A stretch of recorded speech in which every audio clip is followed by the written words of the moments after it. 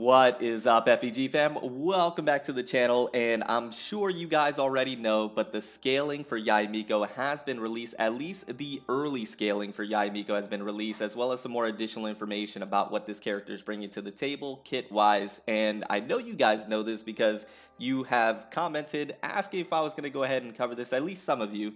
And of course, I'm going to go ahead and cover this information. And I think I'm going to be covering Yae Miko leading up to her official release. So if there's information about changes to her scaling, which there will be, and changes to her skills and what she's bringing to the table, which there will be, I'll be covering that all the way up until her release because I'm excited about this character. I really am. I can't wait for her to be in game. So if you want to stay up to date with Yae Miko info, go ahead and sub to this channel with notifications turned on. We would love to have you join the FBG family and stick around, as well as if you do enjoy Yae Miko and you're excited for her to be in the game in patch 2.5, drop a like. It helps out the channel tremendously. I appreciate and love each and every one of you. Now, with that being said, we're going to get into the scaling. We're going to be talking about the kit, but we're going to be very vague, of course. And if you want to see the information for yourself, a link to the Discord will be in the description down below. Join the Discord. You can see all of that under Genshin Beta News, or you can go to Honey Hunter World. They have updated their website, so the information is there for you to see. Massive shout out to Honey Hunter World. Let's get into it. So we're going to go ahead and talk about the basic attack first, and then we're going to get into what Yae Miko is doing because it's very interesting to say the least. So first and foremost, the scaling on the basic attack doesn't look that great. And so that leads me to believe that you're not really going to be using Yae Miko per se to be doing basic attacks. I don't think that's what you're going to be doing with this character, because when I take a look at the basic attack scaling, and once again, of course, keep this in mind, you guys should know this already, this is early information, this is all subject to change and most likely will upon her official release. So everything that we talk about is very early information. Take it with a grain of salt, and that's why I mentioned I'll keep you guys up to date moving forward, because there will be some changes to this in terms of the percentages and maybe even what she's doing on paper. Anyways, basic attack scaling in comparison to other Catalyst users is pretty low. I'm comparing her to characters like Klee, comparing her to characters like Kokomi, and it's looking pretty low in terms of the basic attack. Now, the charge attack doesn't look to be too bad, and I think that's if you were going to be doing any type of attacking in terms of basic attacking, I think it would be the charge attacks with the Yae Miko, because not only do the charge attacks look really good, and that's another thing that I forgot to mention, that her gameplay and idle animations and things of that nature, elemental burst, elemental skill, you're able to see all of that as well. That has been released, so you can see that the charge attack looks good. The basic attacks look elegant, but don't look like they're going to be that strong. Not going to be something that you're going to be doing with Yae Miko, in my opinion, unless you want to, because you just want to see her be very elegant and look like a Hogwarts student in the wizarding world. Specto Patronum! But and if you guys seen the gameplay, you know exactly what I'm talking about. But I think the charge attack is going to be where it's at if you're going to be doing anything like that with her.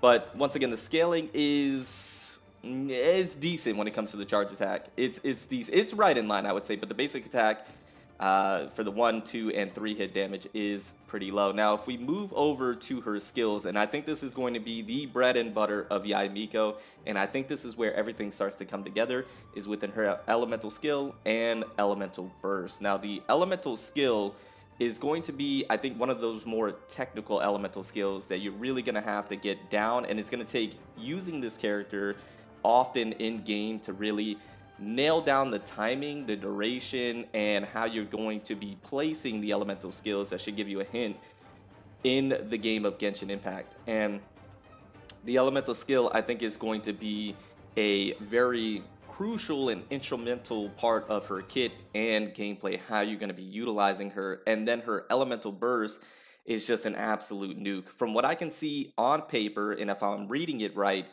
it's going to be a literal nuke with the right setup, with the right build, and the right rotations.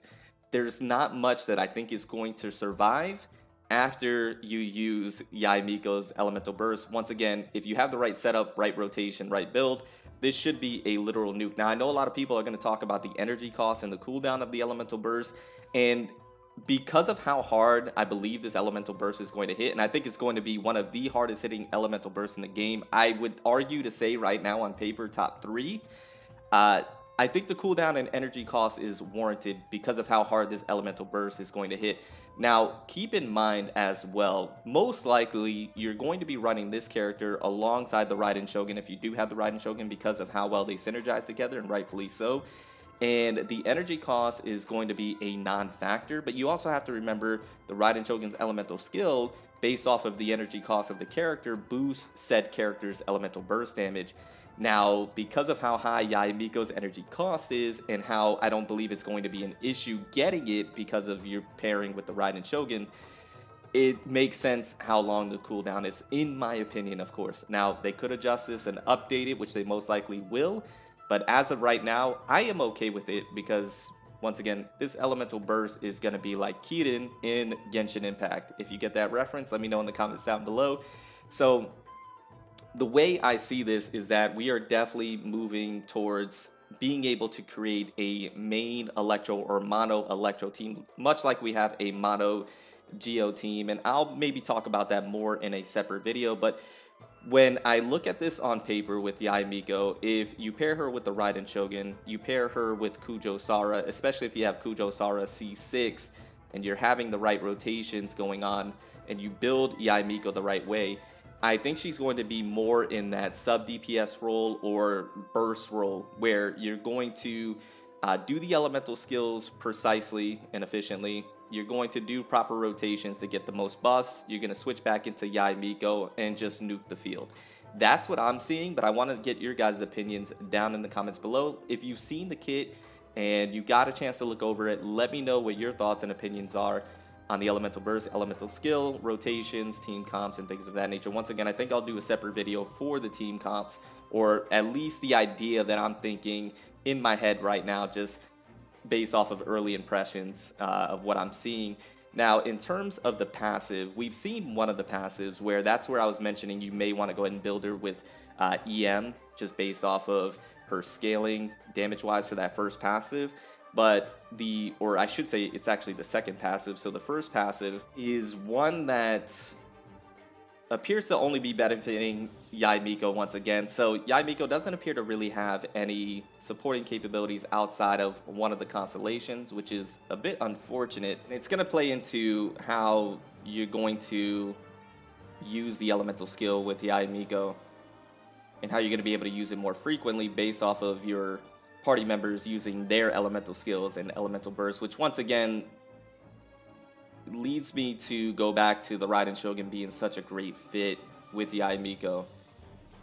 Yeah, and to be honest with you, I'm gonna give you my honest opinion. I'm excited about this character. She looks very promising. I put out a video a little while back saying that she looks promising, and seeing the scaling, seeing what she's going to be doing, she does look very promising. You pair that with her applicable weapon, and I think she's just gonna hit like a truck. I think she's gonna be a nuker in a sense. But anyways, guys, this was just a quick video on Yae Miko, the scaling, some more of her skills, and just my overall thoughts on what we have here. But I want to know yours down in the comments below. Let me know what you guys think. Let me know your opinions on Yae Miko. Also, let me know if you're excited about this character or not, or if you're going to be skipping because of possible 2.5 reruns, or if you just unloaded everything in 2.4, which is, you know, understandable.